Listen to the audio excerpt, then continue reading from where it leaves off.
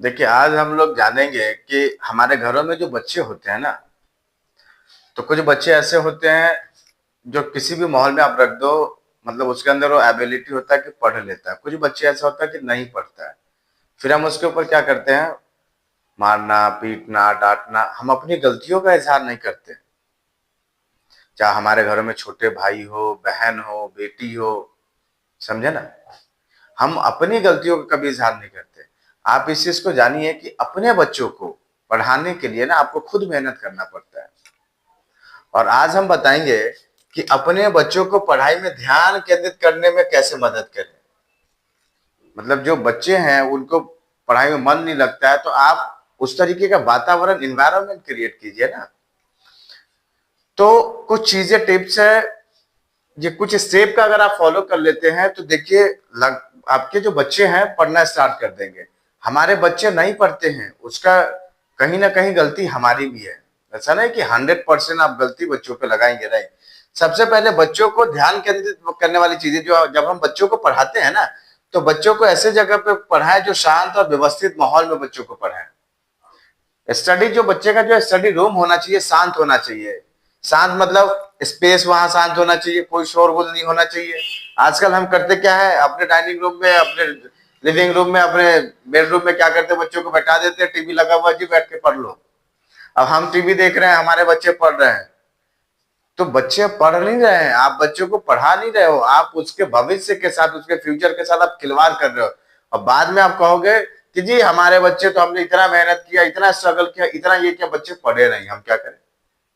तो ऐसा नहीं होता है। आप जो स्टडी रूम देंगे, शांत प्लेस होना चाहिए। उसके स्टडी रूम में जल्दी आइए नहीं, जल्दी जाइए नहीं, ना कोई टीवी ना हो, कोई मोबाइल्स ना हो। ठीक है। अब जो स्टडी रूम होगा उसमें जो रोशनी होगी, लाइट्स होगा, वो भी पर्याप्त होना चाहिए कि बच्चों को देखने में, वर्ड्स को, लेटर्स को देखने में कोई तकलीफ ना हो। साथ में आपको करना क्या है कि बच्चों के लिए जो आपने स्टडी रूम बनाया हुआ, उसमें जो अव्यवस्थित चीजें हैं, अव्यवस्थित चीजें, अनवांटेड जो चीजें हैं, इधर फेंका हुआ, उधर फेंका हुआ, उसको हटा दो। साफ सुथरा रूम रखो, शांत रहेगा। दूसरा चीजें क्या करना, आपको स्वस्थ जीवन शैली, बच्चों पे ध्यान भी देना है ना। आपका बच्चा कितना घंटा सो रहा है? बच्चे को कम से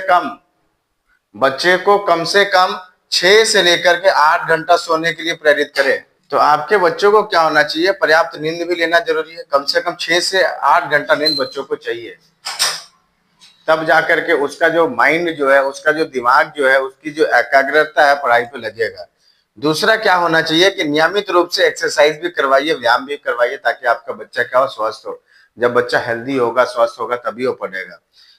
पानी की अगर हम बात करें तो बच्चों को पर्याप्त मात्रा में पानी भी पिलाना है। ऐसा नहीं कि पानी पिए नहीं, बच्चों को आप नहीं पी रहा है तो आप फोर्स करके पिलाइए, प्यार से पिलाइए, बट पीना चाहिए। उसके बाद आइए, पढ़ाई को मजेदार कैसे बनाए। मतलब बच्चों के लिए एक लक्ष्य को निर्धारित कर दीजिए, गोल कर दीजिए कि बेटा आज आपको ज्यादा नहीं 2 टॉपिक करना, आज ज्यादा नहीं 1 टॉपिक करना, आज ज्यादा नहीं 3 टॉपिक करना। मतलब टुकड़े में थोड़े थोड़े करके आप उसको पढ़ाने के लिए मोटिवेट कर सकते हैं। खेल खेल में पढ़ाने की कोशिश कीजिए।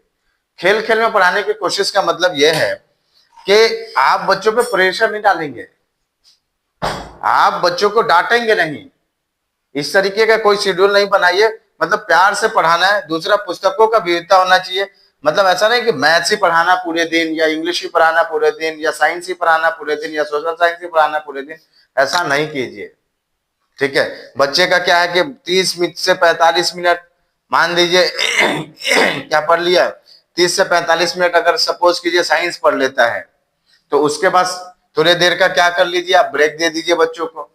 ब्रेक देने के बाद अब फिर साइंस के बाद मैथ्स पकड़वा लीजिए, फिर उसके बाद ब्रेक दे दीजिए। मतलब इस तरीके से बच्चा पढ़ेगा। आप एक ही सब्जेक्ट को आप कंटिन्यू रखोगे, काफी टाइम तक रखोगे, तो उससे होता क्या है कि बच्चा बोर हो जाता है। फिर आपके डर से बच्चा बैठा तो होता है, लेकिन वो पढ़ नहीं रहा होता है। ठीक है, तो ऐसा ना करें। उसके बाद क्या का, माता पिता का भी सहयोग बड़ा जरूरी होता है। पेरेंट्स का सहयोग जो है, पेरेंट्स का सहयोग बच्चों के लिए बहुत जरूरी होता है। क्यों कहा जाता है कि बच्चों को पढ़ाने के लिए ना माँ बाप को पढ़ना जरूरी है, बच्चों के साथ साथ माँ बाप को पढ़ना जरूरी है। इसके लिए क्या करना होगा कि माँ बाप को पेशेंस रखने की जरूरत है, कि बच्चों को समझाए कि बेटा ये जो चीजें हैं, जो स्टडी है, वो कल का नहीं है, परसों का नहीं है, ये एक लॉन्ग टर्म प्रोसेस है। जो धीरे धीरे धीरे स्टेप बाय स्टेप कर करके आप वहां पे अपने गोल तक पहुंचते हो, वहां अचीव करते हो। ऐसा नहीं कि आज ही पूरे दिन पढ़ लो कल से पढ़ो ही मत, कल 10 दिन पढ़ लो पूरे साल बैठ जाओ, तो उससे कोई फायदा नहीं होगा। दूसरा, सकारात्मक दृष्टिकोण रखे, यानी पॉजिटिव माइंड रखे, पॉजिटिव सोच रखे बच्चों के लिए, बच्चों को प्रेरित करे कि बेटा आपसे बढ़िया कोई नहीं है, आपसे अच्छा कोई नहीं है। ऐसा बहुत सारे पेरेंट्स को देखिए कि उसको डिमोटिवेट कर रहा होता है। बच्चा अगर स्कूल गया, एग्जाम्स हुआ, टेस्ट हुआ, 2 नंबर कम लेकर के आ गया, पेरेंट्स के पास आज दे थप्पड़, अरे 2 नंबर कम कैसे लेकर के आ गया, कल तक ऐसे ला रहा था आज ऐसे कैसे लेकर के आ गया। तो इसको बदलना पड़ेगा आपको, ठीक है ना। उसको मोटिवेट कीजिए कि नहीं बेटा आप कर सकते हैं, आप कीजिएगा तो आपसे बेस्ट कोई नहीं, आपसे बेहतर कोई नहीं है, तब जाकर के बच्चा आगे करेगा। उसके बाद मोटिवेट करिए, उसका हेल्प कीजिए, ठीक है। तो ये माता पिता को सहयोग करने की जरूरत है। उसके बाद आइए, ध्यान भटकाने वाली चीजों को उससे दूर रखिए। जब बच्चा पढ़ रहा हो ना, तो ध्यान भटकाने वाली चीजें क्या है? टीवी है, टीवी के पास बच्चा बैठ जाएगा, तो टीवी जब चल रहा होगा, न्यूज चल रहा होगा, मूवीज चल रहा होगा, गाना चल रहा होगा, तो ये चीजें क्या करेगा? ध्यान ही भटकाएगा। तो ऐसे चीजों को बच्चों से दूर रखे। साथ में मोबाइल्स को भी बच्चों से दूर रखिए। अब मोबाइल से रखा हुआ फोन आ गया, पढ़ रहा, अब उठा लिया, हाँ जी हेलो दुआ सलाम स्टार्ट।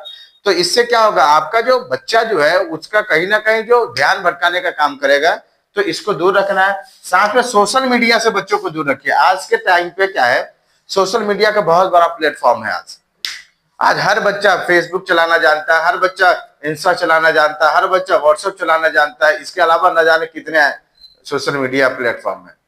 तो इन प्लेटफॉर्म को आप दूर रखिए। दूर कैसे रखेंगे? जब बच्चों को आप टीवी से दूर रखेंगे।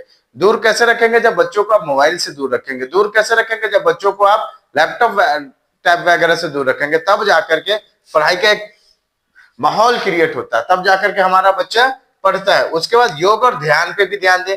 ध्यान का मतलब यह है, ध्यान जब लगाता है, जब आप सुबह सुबह उठते हैं 6 बजे जाते हैं पार्क में, ध्यान तो 10 मिनट का, 15 मिनट का, आधे घंटा का लगाते हैं, तो उससे आपके बच्चा का कंसंट्रेशन बढ़ता है, एकाग्रता बढ़ता है।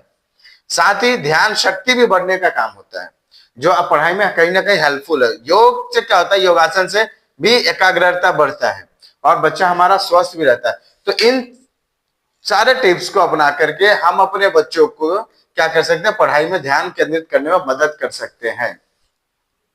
80% लोगों के बच्चे आज इसीलिए नहीं पढ़ रहे हैं।